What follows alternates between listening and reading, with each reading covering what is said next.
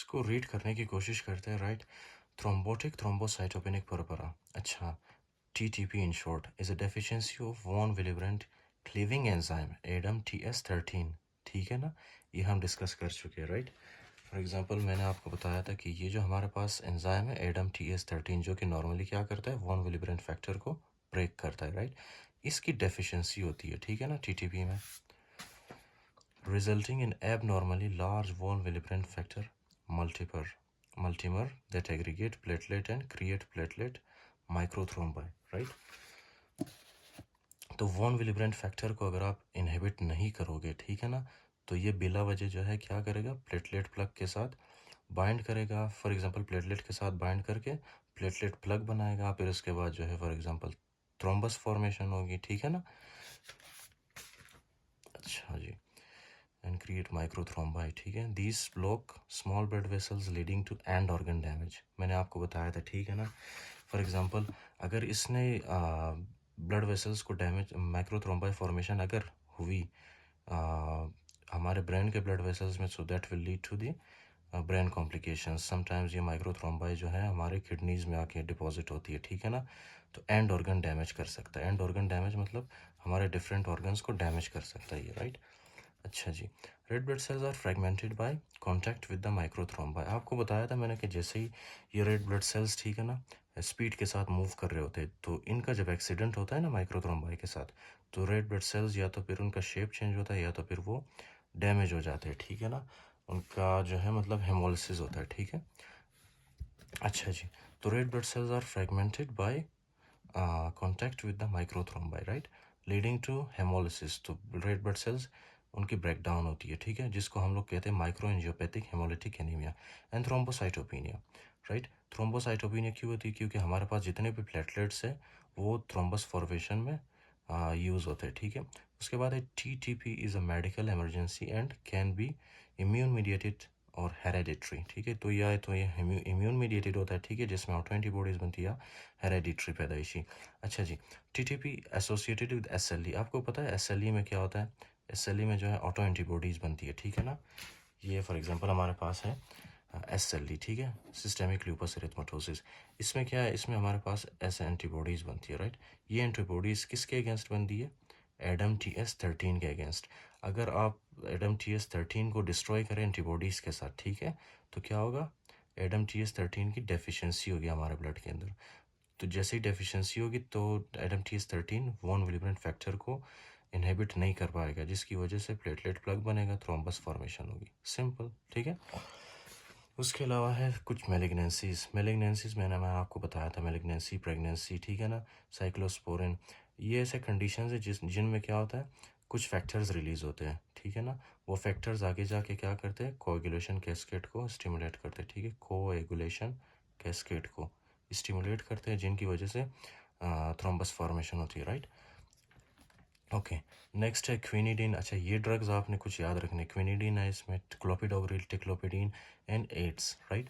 अच्छा, TTP can also be hereditary as we discussed earlier. Classic description involves pentad of features, ठीक है। अच्छा, इसमें 5 फीचर्स होते हैं जो कि आपको बहुत ज़्यादा बहुत ज़्यादा इंपॉर्टेंट है, ठीक है।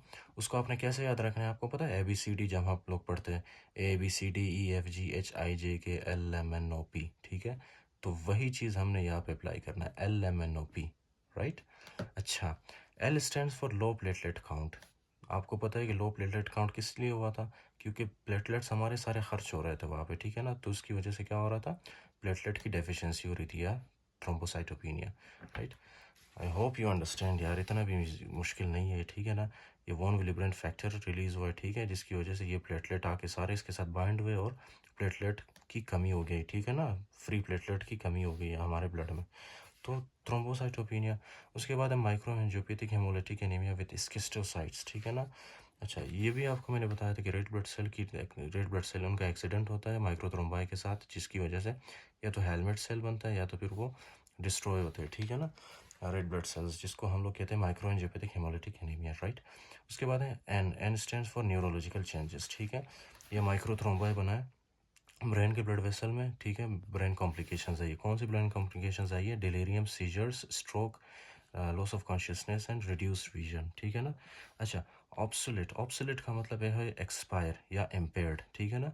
Renal function, acute kidney injury, अगर ये माइक्रोथ्रोम्बाई किडनी के माइक्रो सर्कुलेशन में हो तो that will lead to acute kidney injury, हमारे किडनीज को इंजरी करवा सकता है, ठीक है, हमारे किडनीज में। उसके बाद है पायरेक्सिया।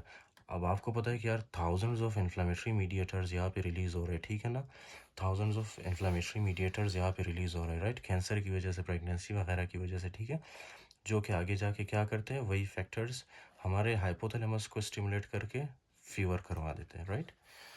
ओके, नेक्स्ट है डायग्नोसिस। अच्छा, डायग्नोसिस में हम लोग क्या करते हैं, नेक्स्ट जो मोस्ट इंपॉर्टेंट है that is the obviously diagnosis, ठीक है। अच्छा, एक बात आपको बताता चलो, the physician should suspect TTP if three or five of the following symptoms are present, ठीक है। अगर ये 5 सिम्टम्स में से आपको इनमें से कोई भी 3 सिम्टम्स नज़र आ रहे हैं, ठीक है ना, तो आपने सस्पेक्ट करना है कि इस पेशेंट को थ्रोम्बोटिक थ्रोम्बोसाइटोपेनिक पर्परा हो सकता है, ठीक है ना। अब उस चीज़ को आप फॉर एग्जांपल एग्जैक्टली डायग्नोस करने के लिए, कंफर्म करने के लिए आप क्या करते हो, कुछ डायग्नोसिस करते हो, ठीक है ना। डायग्नोसिस के लिए आप सबसे पहले लैब टेस्ट करते हो, ठीक है। लैब टेस्ट में आपको क्या मिलता है, लैब टेस्ट में आपको सबसे पहले आपने क्या करना है, सीबीसी, उसमें आपको एक तो रिड्यूस प्लेटलेट काउंट मिलेगा, ठीक है ना। आपको पता है कि प्लेटलेट हमारे जो प्लेटलेट यूज़ हुए थे। फिर रिड्यूस्ड हेमोग्लोबिन, ठीक है। हेमोग्लोबिन रिड्यूस्ड क्यों मिलता है, क्योंकि फॉर एग्जांपल हमारी बॉडी के अंदर एक तो रेड ब्लड सेल्स की ब्रेकडाउन हुई थी, ठीक है ना, उसकी वजह से हेमोग्लोबिन रिलीज़ हुआ था। फिर उसी हेमोग्लोबिन के साथ बाइंड करता है हमारे पास हेप्टोग्लोबिन, ठीक है ना, हेप्टोग्लोबिन। अच्छा यार देखो, ये हेमोग्लोबिन है, ठीक है। हेमोग्लोबिन जैसे ही रेड ब्लड सेल से रिलीज़ होता है, ठीक है, सबसे पहले तो हेमोग्लोबिन ज़्यादा हो जाता है हमारे ब्लड के अंदर, ठीक है। तो उसके बाद जो है हमारा एक लीवर है, ठीक है, लीवर में से क्या रिलीज़ होता है, हेप्टोग्लोबिन, ठीक है, हेप्टोग्लोबिन। हेप्टोग्लोबिन क्या है, एक टैक्सी की तरह है, ठीक है ना, ये कार एक टैक्सी की तरह, राइट, ये एक टैक्सी है, ठीक है, ये टैक्सी है, बहुत ही खूबसूरत टैक्सी, ठीक है। तो इस टैक्सी के अंदर टैक्सी की तरह काम करता है हेप्टोग्लोबिन।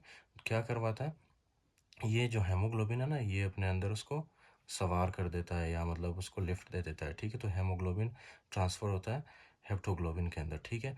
बाद में ये जो दोनों कम्प्लेक्स बनते हैं ना, ये फिर एक्सक्रीट होता है हमारी बॉडी के अंदर से, ठीक है, एक्सक्रीशन होती है इसकी, खारिज हो जाता है हमारी बॉडी के अंदर से। अच्छा, तो ये है रिड्यूस्ड हेमोग्लोबिन। उसके बाद है क्रिएटिनिन ज़्यादा होता है।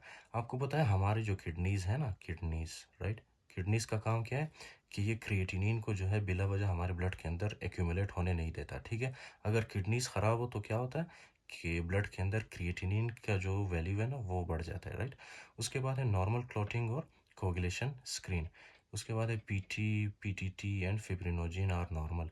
तो ये पीटी, पीटीटी सारा जो है, फिब्रिनोजिन वगैरह नॉर्मल होता है, ठीक है।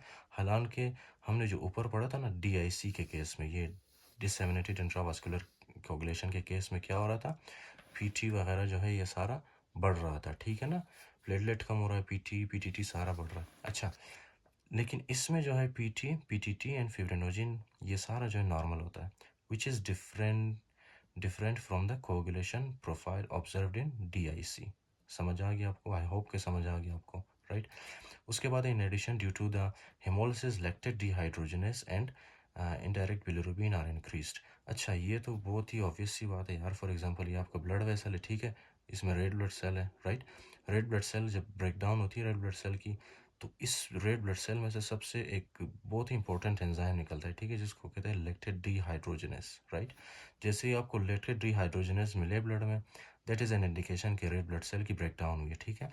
उसके अलावा जब रेड ब्लड सेल की ब्रेक डाउन होती है ना, अच्छा, ये कुछ डिफरेंट स्टेप्स के थ्रू जो है ये क्या रिलीज़ करता है, बिलीरुबिन, राइट, बिलीरुबिन। लेकिन ये जो बिलीरुबिन है ये अनकॉन्जुगेटेड बिलीरुबिन होता है, ठीक है। ये आगे हम पढ़ेंगे, ठीक है ना, जब रेड ब्लड सेल्स के बारे में पढ़ेंगे। तो रेड ब्लड सेल्स की ब्रेकडाउन होती है, बिलिरुबिन अनकॉन्जुगेटेड प्रोड्यूस होता है, ठीक है। ये बिलिरुबिन अनकॉन्जुगेटेड अगर हमारे आंखों के अंदर, हमारे स्क्लेरा के अंदर फॉर एग्जांपल अगर ये डिपॉजिट हो, सो उसकी वजह से क्या होगा, हमारी जो आंखें हैं ना, उसका जो वाइट वाला पोर्शन है वो थोड़ा सा आपको जो है पेल कलर दिखेगी, ठीक है, येलो येलो। अच्छा, तो ये है अनकॉन्जुगेटेड बिलिरुबिन, राइट। अच्छा, यहाँ पे लिखा हुआ है उसके बाद है while haptoglobin is decrease. Haptoglobin क्यों डिक्रीज होता है, ऑलरेडी मैंने आपको बताया, ठीक है ना, क्योंकि हेमोग्लोबिन सारा हेप्टोग्लोबिन के साथ बाइंड करता है, ठीक है ना, तो हेप्टोग्लोबिन रिड्यूस होता है। अच्छा, ब्लड फिल्म में आप क्या देखते हो, प्रेजेंस ऑफ स्किस्टोसाइट्स, फ्रेगमेंटेड आरबीसी, या इसको आप हेलमेट सेल्स भी बोलते हो, ठीक है, हेलमेट सेल्स। तो ये जब आप फॉर एग्जांपल हिस्टोलॉजी पे देखते हो ना, ये आपको हेलमेट की तरह दिखेंगे, राइट। अच्छा, मोस्ट एक्यूरेट डायग्नोस्टिक टेस्ट क्या है, measurement of Adam TS13 activity. और जाहिर सी बात है सबसे बेस्ट टेस्ट जो है इसके लिए हम क्या करते हैं, हम एडम TS13 को चेक करते हैं कि उसकी वैल्यू क्या है एग्जैक्टली, ठीक है, राइट। नेक्स्ट है हमारे पास ट्रीटमेंट। क्या करेंगे हम ट्रीटमेंट में, एक तो प्लाज्मा एक्सचेंज, ठीक है, it is the best initial treatment plasma exchange. फिर उसके बाद कुछ एस्टेरॉयड्स एंड रिटोक्सिमेब देते हैं, ठीक है ना, क्योंकि हमने पढ़ा था कि सेली में क्या हुआ था, कुछ एंटीबॉडीज़ बनी थी, ठीक है ना, एडम TS13 के खिलाफ, राइट। सो स्टेरॉयड्स जब रिटोक्सिमेब वगैरह देते हैं ना, ये क्या करते हैं, ये ऑटो एंटीबॉडीज़ को शट डाउन करते हैं, ठीक है ना। उसके अलावा can be added to reduce thrombus formation. Platelet transfusion is contraindicated in TTP as additional platelets are consumed by the disease process, potentially worsening the patient's condition. तो platelet transfusion नहीं करते हैं।